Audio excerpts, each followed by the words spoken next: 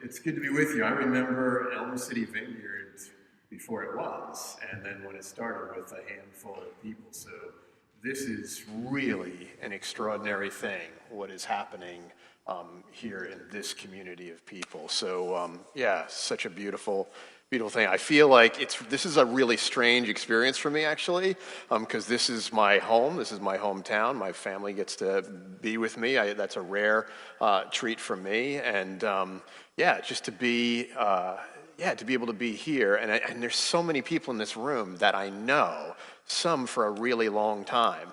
I was thinking back probably about 21 years ago or so. There was this ragtag handful of ragamuffins that were all living in a Christian ministry, several Christian ministries in the buckle of the Bible Belt in Texas. We were from all over the world, but we were all there, that's how we connected with each other and everything.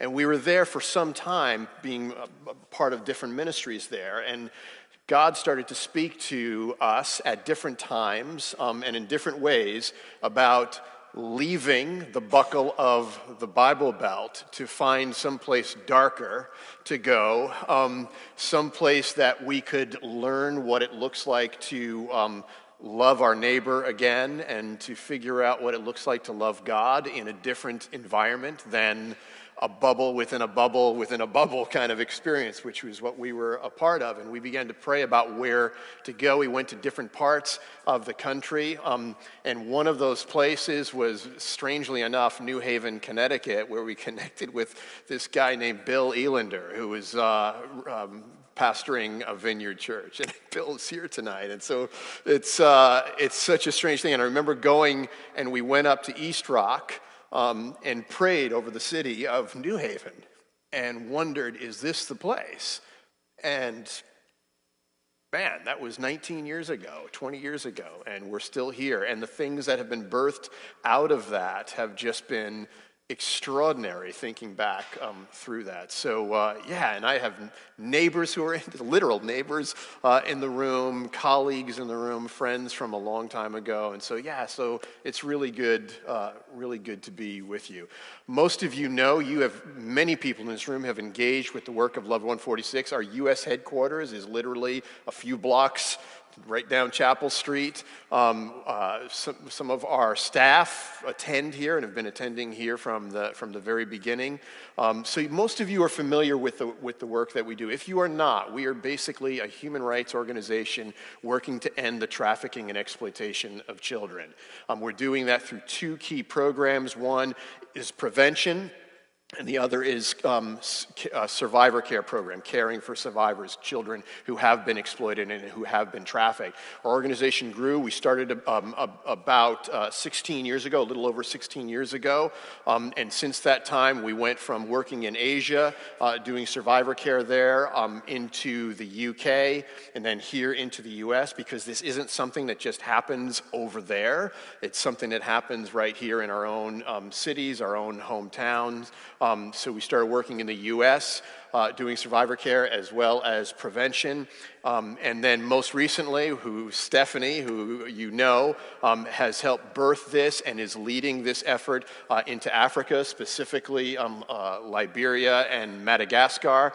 We've been able to reach through prevention and outreach almost 6,000 kids in Liberia and Madagascar alone. And here in the state of Connecticut, just literally 2 weeks ago, we provided direct services to our 400th youth right here in the state of Connecticut. And so that, I don't know if that blows your mind, but it blows my mind, the idea that, again, this isn't something that just happens in places like Eastern Europe or Southeast Asia or whatever, but here in Connecticut, we've provided direct services to 400 kids who are either confirmed or suspected victims of trafficking and exploitation. And so those of you that have partnered with us in this work, thank you for making that possible. The growth has been staggering. It's such an interesting dilemma for me when people say, hey, how are things going with Love 146?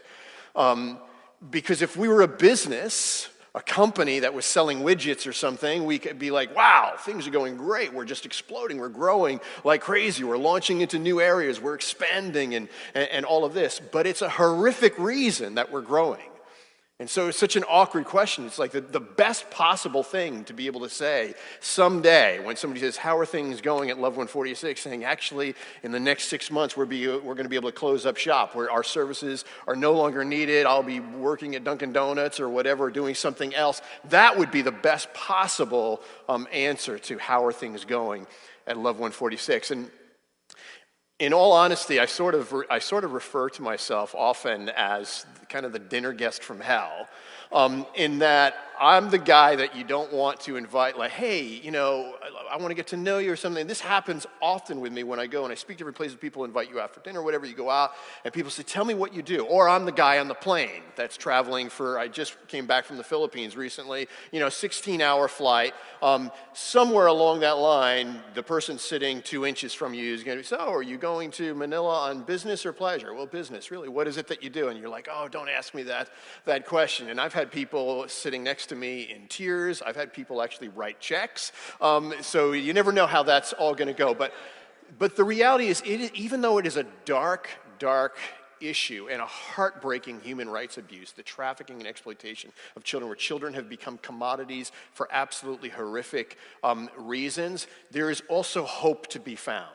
And the crazy thing is that at Love 146, oftentimes where we see hope most prevalent is in the kids that we get to work with. It's a staggering thing to witness and to see what we call or we define as a defiant hope, which is not just optimism, but it's an aggressive kind of hope that insists on taking their childhoods back, that are aggressive about taking their childhoods back. And it is just an absolutely breathtaking thing to be a part of. So thank you for partnering with us. Many of you in this room have partnered with us. If you're interested in more information about Love 146, again, we've got people here. Sarah, a colleague of mine, Sarah is here. Stephanie's. We'd love to talk with you afterwards. Here's 3 ways that you can get involved on a deeper basis.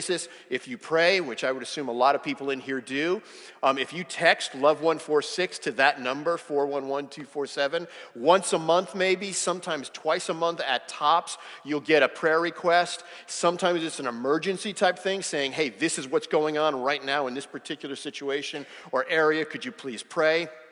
And people just start praying. Other times it's a celebratory type text saying, hey man, thank you for praying. This is what happened as a result of the answers to your prayers. So if you want to connect with us on that level, our prayer team, like globally, has just been expanding in a huge way. So that would be a great way to get involved. Partnering with us on a monthly basis. This is the lifeblood of our organization. We love like one-off major donor gifts and all that stuff is great. But man, the lifeblood that enables us to know what to count on and to really create strategy that is working is our monthly partners. If you want to be a monthly partner, I know there's people in this room that are. We'd love for you to get involved in that way. And then the other way is by joining a volunteer group. There's the Elm City Abolitionists. There are groups in the area that are doing work and partnering with us. If you want to be a part of that, we'd love to chat with you about that as well. So let's see if I'm like a terrible PowerPoint person, like as you just saw. This afternoon or this evening, I want to talk about what it means to be a neighbor and what the neighborhood looks like. And I've been intrigued by this, and it's been stirring in me for a little over a year, in that I've been observing, and I don't know if you've observed, there's been this resurrection of Mr. Rogers. Has anyone noticed this? That, man, there's been this renewed interest in Mr. Rogers over the last year to 18 months. There have been documentaries made. Did anybody see the documentary that came out this past summer or late spring? I think Won't You Be My Neighbor was the name of it. I saw it right down here at the Criterion. There have been books that have been written in the last 18 months or so, a handful of books. In fact, there's a new movie that's being made starring Tom Hanks playing the role of Mr. Rogers. And if you got Tom Hanks playing, this is a big deal. There's this renewed interest. What is going on that everybody's really interested in Mr. Rogers lately? And I think it's, honestly, I've been thinking this through, and this is what I think is happening, is I think that the times that we're living in feel so toxic, right? That there just seems to be this growing sense of cynicism. There's this growing sense of despair and all of this, and there's People are just polarized, and there's this culture of anger that just seems to be growing. I think there's a hunger and a thirst for something different. And so there's almost this longing for like, wow, the Mr. Rogers kind of figure, that sort of kindness is something that is so drastically absent that when it's seen, or there's like, yes, there's a longing for that. And here's what's interesting about that to me is that Mr. Rogers, I think, is oftentimes mistaken as this timid, mild-mannered figure, when in reality, if you know anything about Mr. Rogers, he was really radical. And radical for his time, and even this time that we're living in. And I started looking at this whole Mr. Rogers phenomena, and what was interesting to me is that if you look at Mr. Rogers, he was so far ahead of his time. One of the radical things that he did, one of his first episodes, I believe it was the first week that he aired Mr. Rogers' Neighborhood on PBS. You know what he dealt with? And this was what Mr. Rogers' thing was taking and demystifying the other, who we would call the other that we're afraid of, and saying, actually, the other is not much different than me or you. And so let's break down this other category. Let's destroy this box called other, because this is what happens. When we have a box that we put human beings in called other, we dehumanize the people in that box. And now I can treat them any way that I want to, because they're not in a human box, they're in this other category, this other box. And Mr. Rogers was relentless in tearing down this mentality of other, saying, actually, the person with disabilities is no different than you. The person that has a different color skin is no different than you. And he would go after these things, but on a childlike level, but that adults also would figure out. In fact, this first week that he had an episode where he had King Friday dealing with the fear of the other, to the point that King Friday was spending his time building a wall. This was back in 1968. King Friday is building a wall, and then he actually created border guards because he was afraid of people he didn't get or thought was the other. And the whole episode was based on, man, it's not about walls. We need to take down the walls, that this is no different than you. There's a human being here that we're talking about. Another episode in the very early years that Mr. Rogers did was there was an issue that happened back in the late 1960s, and some of you may remember this because it was like front page news. Life magazine did a whole thing on it, where there was a black family that paid to stay in a hotel. And they were swimming in the hotel pool, and the owner of the hotel came out and wanted to kick them out of the pool. He said, "Get out of my pool." And they're like, "No, we're not getting out of the pool. We paid for a room here. We're staying here, and we have a right to swim in this pool." He goes, "No, this is my pool. This is my hotel. Out of the pool." And they refused to go, so he went in and he got acid, I think it was battery acid or some kind of acid, and he poured the acid into the pool to force them out. And that class, if you Google this, you'll see the photograph was horrific as the people were scrambling to try to get out of the pool so that they weren't getting burned. And so that same week, Mr. Rogers created an episode, and if you saw the documentary, you saw this, where he had Officer Clemens, who was a black police officer, on the show, and it was a very hot day in the neighborhood, and Mr. Rogers was sitting with his shoes and socks off with his feet in a kiddie pool. And he saw Officer Clemens. He says, "Officer Clemens, it's a very hot day.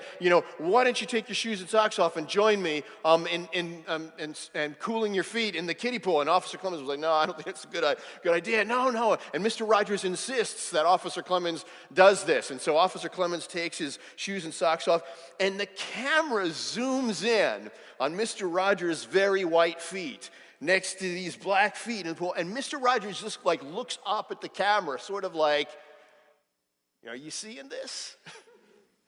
Mr. Rogers was not some timid, mild, he was a radical. I love that you guys have, I don't know if that's your mission statement, that uses the word revolutionary.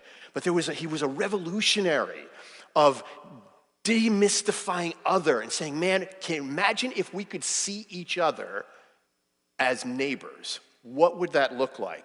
And I love this quote by Cecilia Gonzalez Andrea. She says, "Whether crouching in small cave dwellings or rushing among the skyscrapers of our modern cities and in farms, fishing villages, and everywhere in between, human groups have asked themselves, Who belongs with us? Who does not? Who is my enemy? Who is my friend? Who must I care about? Who can I ignore? Who must I protect? Who may I harm? It's a daunting challenge that the New Testament summarizes in 4 words. Who is my neighbor?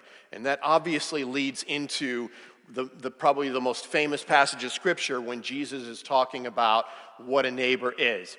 And in Luke chapter 10, it says this. On one occasion, and you guys all know the story, but we're going to read it because I think it's a really interesting passage. On one occasion, an expert in the law stood up to test Jesus. Teacher, he asked, what must I do to inherit eternal life? What's written in the law, he replied. How do you read it? He answered, love the Lord your God with all your heart and with all your soul, with all your strength and with all your mind, and love your neighbor as yourself. You've answered correctly, Jesus replied.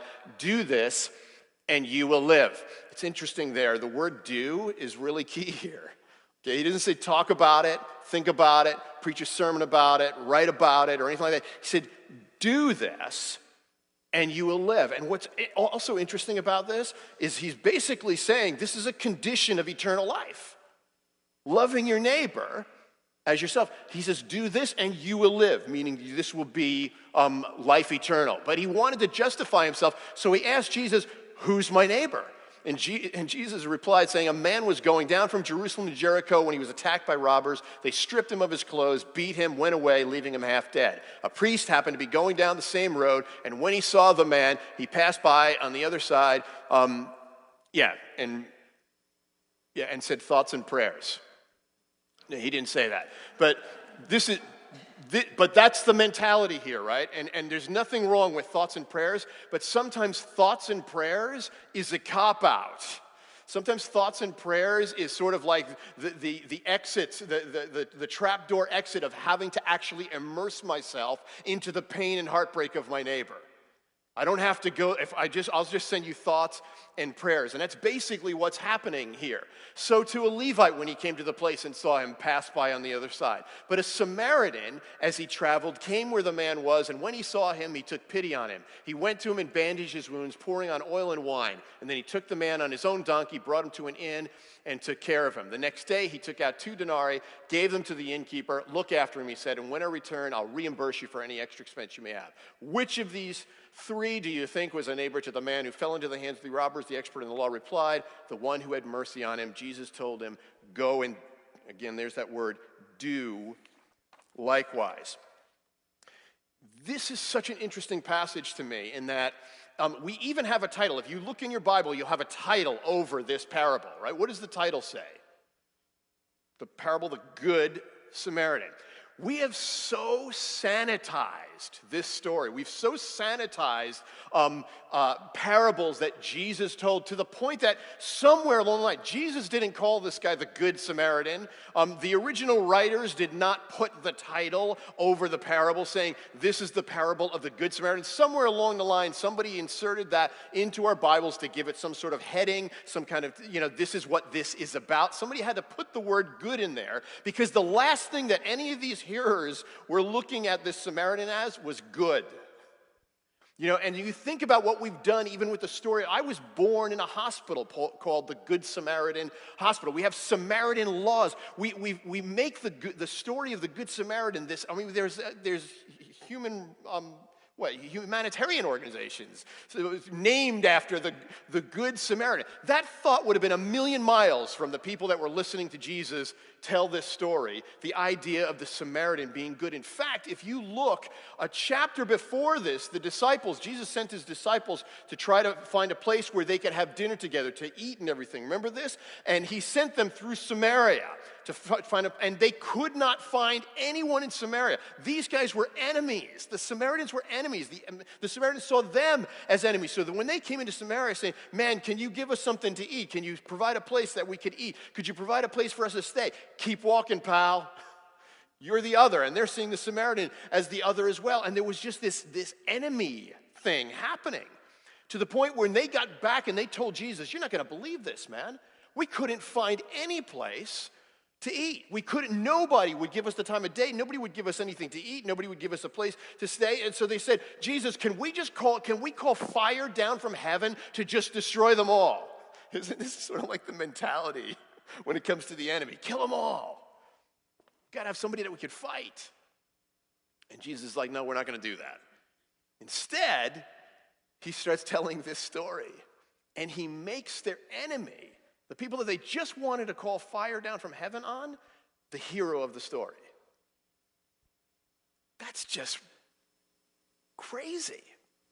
So challenging that Jesus is basically saying that, man, what if who you see as enemy is actually a neighbor? What is then required of you? Certainly not calling fire down from heaven. Something else, something deeper is required of you. You know, I think about, I mean, not only that, but can you imagine being the guy on the side of the road? The last person you want helping you is your enemy. It's like, oh no, not you. I wanted the priest, I wanted the Levite, and no, it has to be you. This would be the equivalent, to get some perspective here, this would be the equivalent if Jesus said, hey, Republican, the Democrat is your neighbor. Hey, Democrat, the Republican is your neighbor. Hey, conservative, the liberal is your neighbor. Hey, liberal, the conservative is your neighbor. Hey, pro-life person, the pro-choice person is your neighbor. Hey, pro-choice person, the pro-life person is your neighbor. You could keep going. Hey, NRA member, the gun reform activist is your neighbor. Hey, gun reform activist, the NRA member is your neighbor. Do you feel that tension? That's what these guys were feeling when they were hearing this story. That's why we can't sanitize these kids. The challenge here is so intense that Jesus is going here. You know, it's interesting, the Pew Research Center, I don't know if you saw this, they gave some results of a piece of research that they did this past spring, and they asked Americans if the U.S. had a responsibility to accept refugees. And no group, either based on race, gender, education, age, religious, or political factors, was less supportive of the idea of a responsibility to take care of refugees than white evangelical Protestants. I don't know about you, but I am one of them. Some of you are not. I am. And that convicts me to the core. What if we saw refugees as our neighbor? But you know what we do instead? We can create this box called other, and so we put titles and categories over groups of people. Refugees, forgetting that there's human beings actually behind that title. You know, the homeless. As soon as you put the in front of something, it starts to get really tricky, man. There can be a dehumanizing thing that takes place. The caravan. What if we saw human beings as neighbor? How would we respond? I love Frederick Buechner. He says, he retells the story this way. He said, when Jesus said to love your neighbor, a lawyer who was present asked him to clarify what he meant by neighbor. He wanted a legal definition that he could refer to in case the question of loving one ever happened to come up. He presumably wanted something on the order of, a neighbor, hereinafter referred to as the party of the first part, is to be construed as meaning a person of Jewish descent whose legal residence is within a radius of no more than 3 statute miles from one's own legal residence, unless there's another person of Jewish descent, hereinafter to be referred to as the party of the second part, living closer to the party of the first part than one is oneself, in which case the party of the second part is to be construed as the neighbor to the first party of the first part, and one is oneself relieved of all responsibility of any kind or sort of whatsoever. Instead, Jesus told the story of the Good Samaritan, the point of which seems to be that your neighbor is to be construed actually as meaning anybody who needs you. And the lawyer's response is left unrecorded. But isn't this just like us? Let me figure out a way out of this thing. I'm just going to figure out, I'll legalize my way out of the responsibility and the challenge to actually love my neighbor in a practical way, to actually see my enemy potentially not as my enemy, but as my neighbor. I love Brian Zahn says it this way: the biblical test case for love of God is love of neighbor. And the biblical test case for love of neighbor is love of enemy. Dorothy Day goes there as well. She says, I really only love God as much as I love the person I love the least. Wow.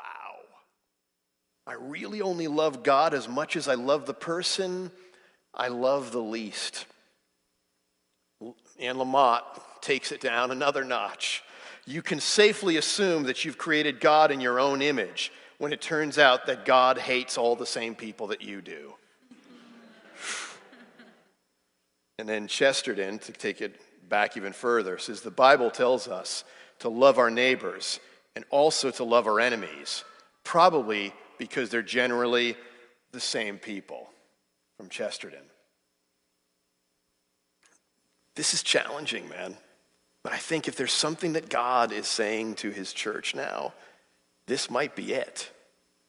Calling us back to a place of what does it look like to actually love my neighbor? What if I drop the enemy card and stop trying so hard to find somebody to fight and instead find people to love?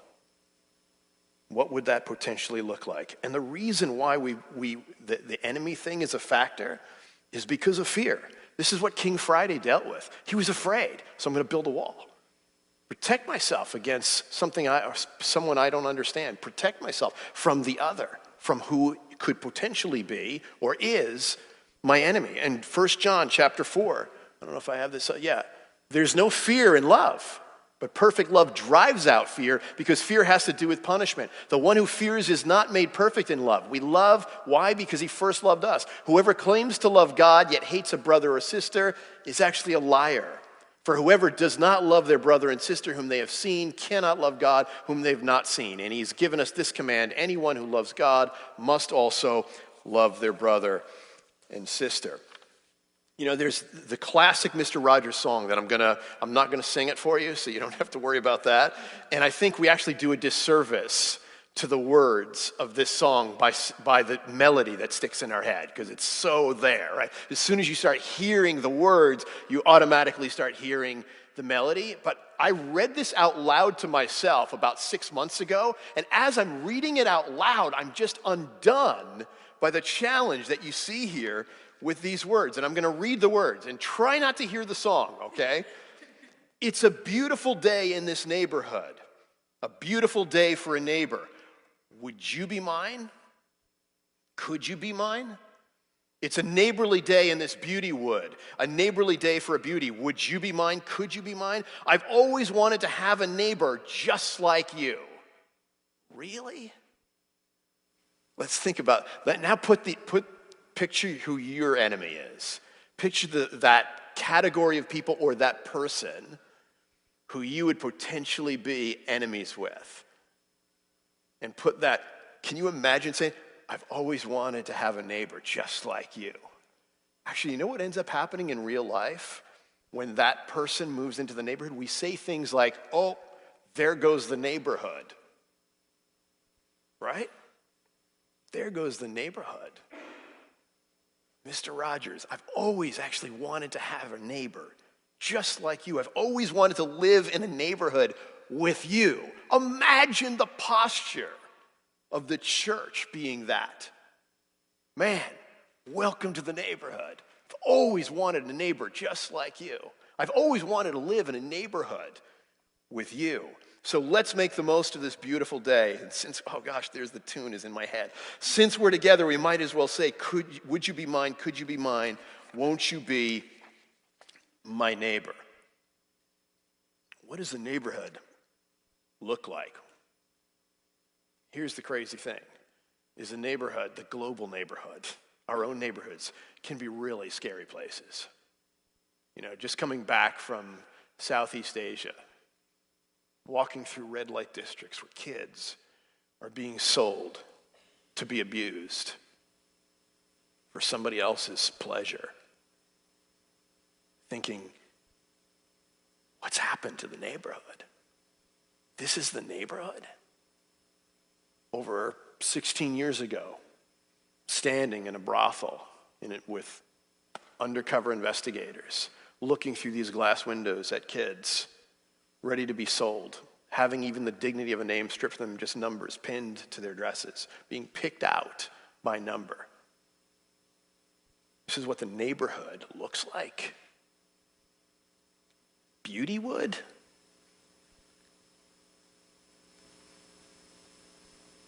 Buechner says it this way: here is the world, and I stuck in neighborhood. Beautiful and terrible things will happen. Here's the key: don't be afraid. I think in the days that we're living in, the struggle to see the world still as beautiful is very real. To see the beautywood, it's just, we're stuck in the terrible things will happen mode, because it's what is just, it's in our face all the time. I don't know if you saw, Nick Kristof wrote a piece that just came out today where he was like, man, all year long I've been reporting really bad stuff. And he goes, but man, actually, the world is a lot better than what I've been reporting, and here's the reasons why. And so one day a year he throws out some good news. There's terrible things happening, but there's also something a little beautiful thing happening. And back a few weeks ago when I was in Safe Home in the Philippines, the round home for our children there. And at one point, the kids, they love to play music and they love to do music. And at one point, the kids sang that classic song that we all know, "It's a Wonderful World." And just took my breath away. And this has been sort of a theme for Love 146 over the last year, is how is this how can these kids who've experienced what they've experienced still see the world as wonderful, still see beauty in the neighborhood? How is that even possible? In the 16 years that I've been doing this work, I'm still stunned that children can still see it. At one point, we asked the kids, in your thinking, what makes the world wonderful? I just wanted to share a couple of these things with you. These are from kids who have been, they're survivors of trafficking and exploitation. What makes the world wonderful is being able to play and work and go to beautiful places. What makes the world wonderful is when no one harms my family and I can finish my studies. I'm hopeful that someday I'll reach my dream. What makes the world wonderful is being able to play happily here with Love 146. What makes the world wonderful are love, unity, harmony, cooperation. What makes the world wonderful are the clouds, the sun, birds, trees, flowers, grass, mountains, and the people showing love, generosity, and treating each other as brothers and sisters. This is from kids, man. I feel so convicted over this because sometimes I can only see the terror part. And here are kids that are still able to, with those Mr. Rogers eyes, see the neighborhood still. There's still beauty here. In fact, there was one thing that really struck me. A girl named Claudia, 12 years old, in our survivor care. She said this: it feels great to imagine that in the past we were the ones being helped by other people, but now we are the ones who help others. It's from a 12-year-old that gets what it means to show up in the neighborhood. She's basically saying here, there was a time that I was the one in the ditch on the side of the road. And somebody saw me and had compassion on me. And now I want to be that person for others. That's such a radical thought from a 12-year-old. But sometimes we're so insistent on keeping our enemies. We had a couple of our kids were at a church, and they were older, and they were sharing a bit of their story. And this pastor, he was doing this interview thing, and he kind of set his whole congregation up to just be spanked, right? He was like, we've heard your story, we've heard what you've experienced, and the horrific things that you've been through, and comparatively speaking, and he did the whole comparative thing, which is a terrible thing to do in so many ways, right? Has so many implications to it. But he went there, and he said, man, sometimes as Americans, we just get we freak out over sometimes the smallest things. He says, if we get a flat tire, it's like the end of the world, or somebody spells our name wrong on the Starbucks coffee cup or whatever, and we're like, and all this. What would you say to us From your perspective as Americans, what would you say to us? And he totally set his and I could feel it, man. I'm like, oh my gosh, here it comes. These are the exact quotes that they said. One of the girls looks out at him and looks at the congregation. She goes, "Don't give up. You're going to make it. Never stop hoping." Voices from the neighborhood.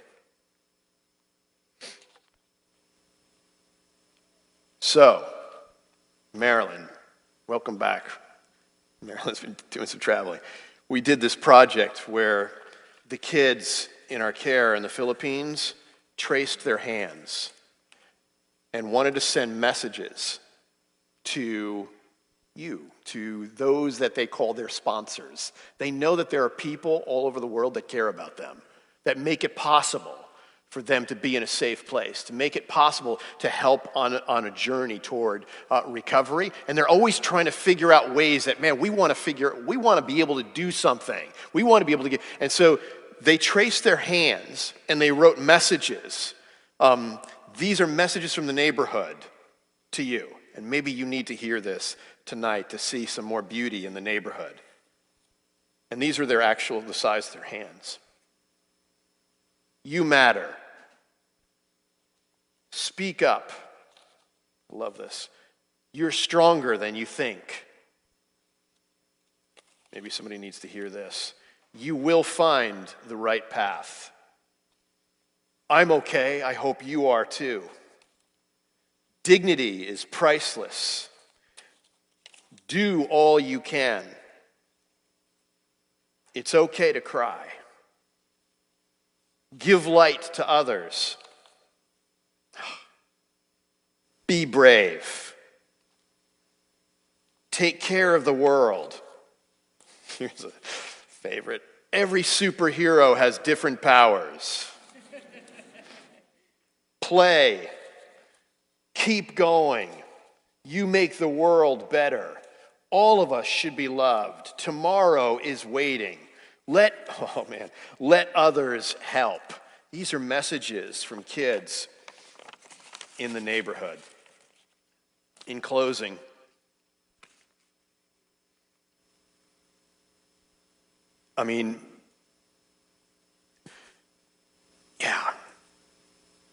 this parable is all about how we show up in the neighborhood at the end of the day. It's how we act. It's how we live in the neighborhood. It's about seeing. It's about being. It's about seeing your neighbor not as enemy, not as other, not as different, but possibly as image bearers of God. Imagine if we did that on a regular basis. I'm going to be very honest with you here and transparent. I really struggle with this in a very specific area. If I think about enemies in my own life, one of the first group of people that pops into my head are those that harm children. And my personal challenge is, how do I see that person as neighbor and not enemy? And honestly, I'm not 100% there yet. I'm struggling still with that. But I think I should continue to struggle. I don't think I should just give up and say, that's it, that's just enemy. Just putting them into that box. The challenge here is to go deeper, to see image bearers of God instead of other. It's about being a neighbor, showing mercy, and God knows we need more merciful people walking around on the planet right now. Making the neighborhood beautiful by our action. Last year I was visiting kids in one of our care centers in the Philippines, and one of the younger girls, she's 5 years old, she came running up and she was really excited because one of our goats had baby goats. And strangely enough, the goat was named after me. It was Rob the goat, which was a female goat, obviously. But she was really excited because Rob the goat had little kids, literally kids, baby goats. And she wanted to show me the baby goats, and she was so excited about it. So she grabbed me by the hand, and we went running down towards this farm. We have like a farm that's connected to our safe home there. And we run out to the farm, and sure enough, and I don't know if you've ever seen baby goats playing, but there are entire YouTube channels of it. If you just Google or you go to YouTube and put in baby goats playing, hundreds and hundreds of videos of baby goats playing because they're so funny. And these things were just like boinging straight up and down on each other. They jump on, rob the goat, their mom, and boinging up and down and pouncing. And this little girl holding my hand is just laughing hysterically. I'm laughing hysterically at the antics of these baby goats until I became keenly aware of the size of the hand holding mine. And I thought, this is the neighborhood? I shouldn't be holding the hand of a 5-year-old girl in a safe home surrounded by 10-foot-high walls and razor wire and guards to protect them.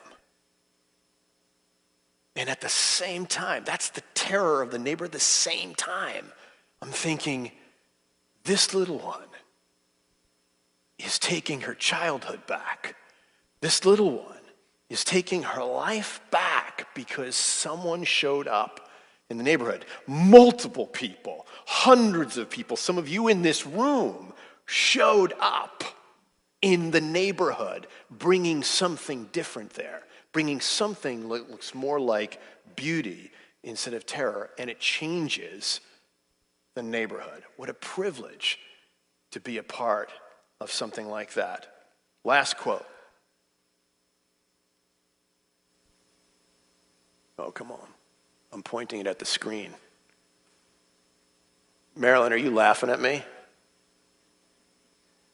I'll just read it to you. It's again from Cecilia. There it is. We could say, using our theological language, that the neighbor here is the one who is made by God, shares our imago Dei, the image of God. We are variations on a theme, the theme of finite yet strikingly beautiful and varied images of God who need each other. I love that. So well said. And you guys, we just celebrated Christmas, right? The incarnation. You know how in the Message version in John chapter 1 where it says, in the beginning was the Word, and the Word became flesh, and the Word dwelt among us? Do you know how the Message version says it this way? And the Word moved into the neighborhood. I love that. That, man, the incarnation, what we just celebrated called Christmas, is God. Not seeing us as other, but God moving into the madness and the mess of the neighborhood and becoming one of us. What a powerful, powerful thing and example that he set before us. Let's pray. Father, man, would you just help us? Forgive us for at times seeing image bearers as enemy. For putting human beings in that box called other, and thus shaking off any responsibility that we have to love them. Would you forgive us? Would you continue to challenge us to walk as you walked? To see, no matter how buried it might be, your image in every human being, and learn to love in the neighborhood. In Jesus' name, amen.